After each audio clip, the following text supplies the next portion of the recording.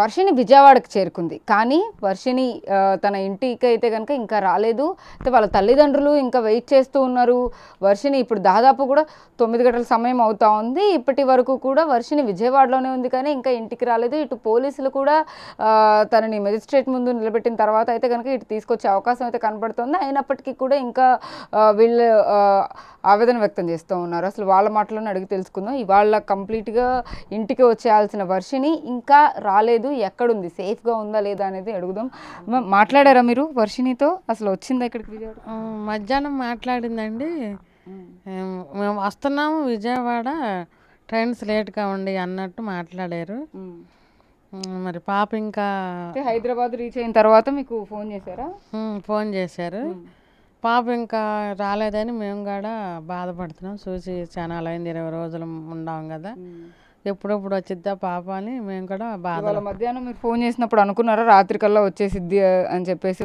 అనుకున్న మధ్యాహ్నానికే వచ్చిద్దని అనుకున్నాము. అన్న పిల్ల ఇంత మట్టుకు రాలా.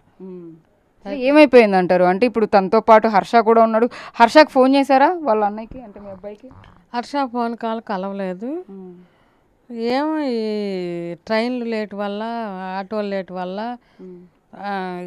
రాలేదని మేము అనుకుంటున్నాం. పోలీసులను ఏమైనా అడిగారా అసలు? ఏంటి వర్షిణి వచ్చిందా రాలేదు? విజయవాడకి ఇక్కడికి వచ్చేసిందన్న సమాచారం కూడా అందుతుంది కానీ ఇంకా ఇంటికి రాకపోవడం ఏంటి? అంకులు వెళ్ళి సిఐ గారిని అడిగితే మధ్యాహ్నానికి అలా వస్తారు పెద్ద ఆయన, వచ్చినప్పుడు మేము సంతకం తీసుకుని మీకు అప్పచెబుతాం అన్నారు. మధ్యాహ్నం కల్లా వచ్చేస్తా అన్న అమ్మాయి ఇంకా రాలేదు. అదే భయం ఆందోళన. విష్ణుతో ఏమైనా మాట్లాడారా మరి? అడిగారా? విష్ణు మొన్న నేను పొద్దున్న మాట్లాడి వచ్చేస్తున్నాం అన్నాడు. మళ్ళీ ఇప్పుడు ఫోన్ కలవలా.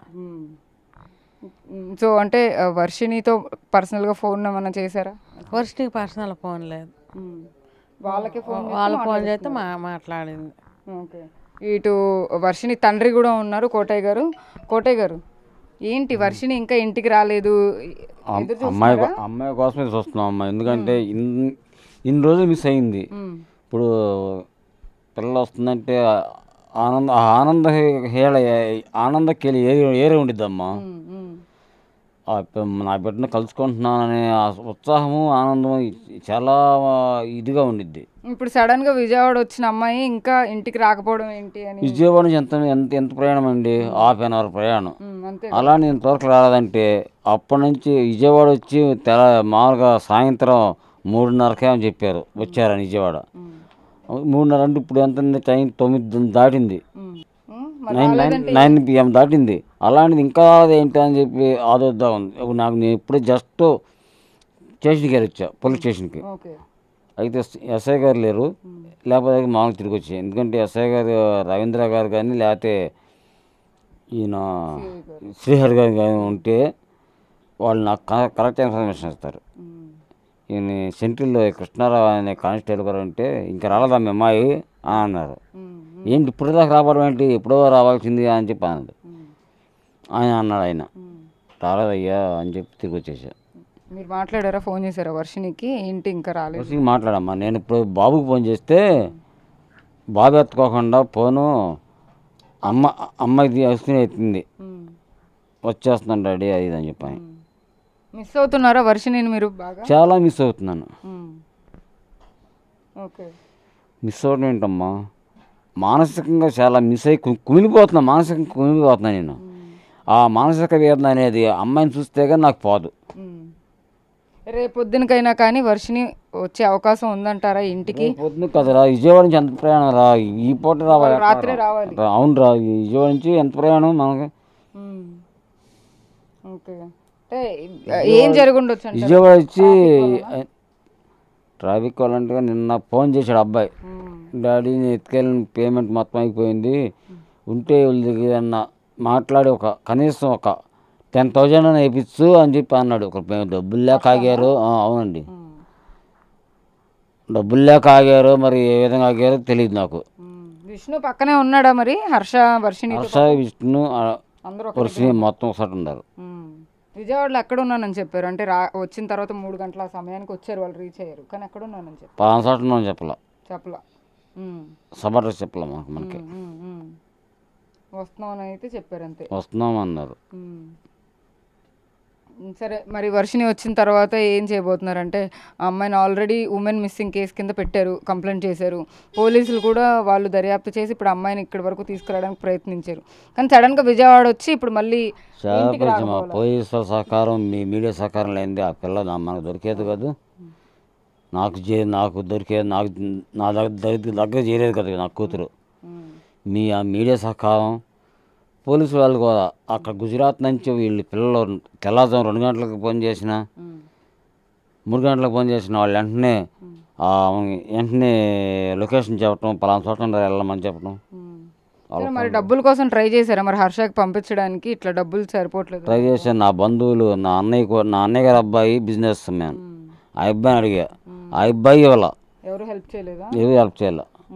మరి తర్వాత అబ్బాయిలకు తెలిసిన అబ్బాయిలకి అమ్మాయి వర్షినికి కూడా తెలిసిన ఫ్రెండ్కి ఫోన్ చేసి అడిగారంట. మరి ఆ అబ్బాయి ఎంత కొట్టాడో తెలియదు, కొడుతున్నాను అన్నాడు కానీ మరి కొట్టాడు కొట్టలేదు తెలియదు.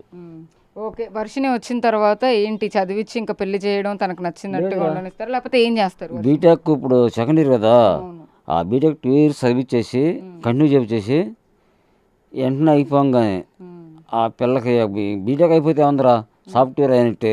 ఎక్కడికి ఏ ప్రైవేట్ కంపెనీలోకి వెళ్ళినా కానీ 30,000 40,000 కళ్ళు మూసి ఇస్తారు. అలా అది కంటిన్యూ చేసేసి అది క్లోజ్ అయిపోయాక మంచి వరుని చూసి నా స్తోమత తగ్గట్టుగా కట్న కానుకలు ఇచ్చి ఆ అమ్మాయికి మంచి వరుని ఇచ్చి పెళ్లి చేస్తాను. మరి ఏంటి ఇప్పుడు వర్షిని ఇలా చేసేవి ఎందుకని చెప్పి ఆ పిల్లల్ని నిర్బంధిస్తాం, ఖండిస్తాం, దండిస్తాం అనేది ఏం చేయం మేము. తిట్టరు కూడా, చక్కగా కవికి అద్దుకుంటాం ఆ పిల్లని. సో ఇప్పుడు ఏమంటున్నారంటే వర్షిని వచ్చిన తర్వాత ఎవరో హిందూ సంఘాలకి కేర్ టేకర్గా అమ్మాయిని పంపించే ప్రయత్నం కూడా జరుగుతుంది అనేసి వినపడుతున్నాయి వార్తలు. అది ఎంతవరకు నిజం? అమ్మాయిని అలా ఏం చేయరా? చేస్తారు? విషయమే నాకు తెలియదు అసలు. ఆ విషయమే తెలియదు. హిందూ సంఘం కేర్ టేకర్ అని చెప్పి సంఘం ఎందుకని మనకు తెలియదు. ఎందుకంటే ఆల్రెడీ ఈ అమ్మాయి గో సంరక్షణ శాఖలో మామూలుగా మన గుంటూరు జిల్లాలో ఆల్రెడీ జాయింట్ సెక్రటరీ ఈ అమ్మాయి గో సంరక్షణ శాఖలో. ఎక్కడ గోవర్ధనకి వెళ్ళే టాటా చేసి వెళ్ళినా కానీ వెంటనే ఇష్టను ఈ పిల్ల వెళ్ళి పట్టుకునేవాళ్ళు, పట్టుకుని మన మంగళగిరి విష్ణుతోనే వెళ్ళేదా వర్షిని ప్రతిసారి? అసలు మంగళగిరి టౌన్లో కోటయ్య సరపురాణి కూతురు అంటే తక్కువ, విష్ణు చెల్లి అంటే ఫేమస్. ఓకే, సో అయితే మళ్ళీ వర్షిని తల్లితో మాట్లాడదాము, స్వరూప గారితో. ఏంటి ఇప్పుడు అంటే అఘోరి మళ్ళీ ఇక్కడికి వస్తాను, వర్షిని కలుస్తాను, వర్షిని తీసుకెళ్తాను చెప్పి ఒక వీడియో అయితే విడుదల చేసింది ఆవిడ. మళ్ళీ ఇక్కడికి వస్తే ఏం చేస్తారు? ఆవిడ వస్తా అని చెప్పి కూడా ప్రగల్భాలు పలుకుతుంది. ఇక్కడకు వచ్చే సీన్ లేదు. వస్తే మట్టుకి మేము చట్టపరంగా ఎలా తీసుకోవాలో చర్యలకి మేము సిద్ధంగా ఉన్నాం. ఈ తేప మట్టుకి పాపని చాలా కంట్రోల్గా ఉంచుతాము.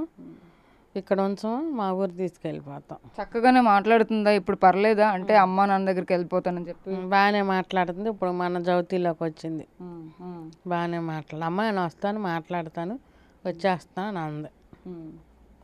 సో ఇప్పుడు విజయవాడకు వచ్చిన అమ్మాయి ఇంకా ఇంటికి రాకపోవడం ఏంటి అని ఏమన్నా కానీ మీకు అనుమానాలు ఏమైనా ఉన్నాయా అసలు? అనుమానం అంటే కొంచెం మనీ తక్కువగా ఉంది అన్నారు, మనీ పడతాం లేట్ అయిందని అనుకుంటున్నా. పిల్ల కాకుండా ఇంకేం అనుమానాలు? పిల్ల సేఫ్గానే ఉందని నేను సేఫ్గానే ఉంది అనుకుంటున్నారు. ఎప్పటి వరకు ఎదురు చూస్తారు ఇట్లాగా? అంటే రేపు మార్నింగ్ వరకు, ఇవాళ నైటే వచ్చే అవకాశం ఏమైనా ఉందా? నైటే వస్తారని అనుకుంటున్నా.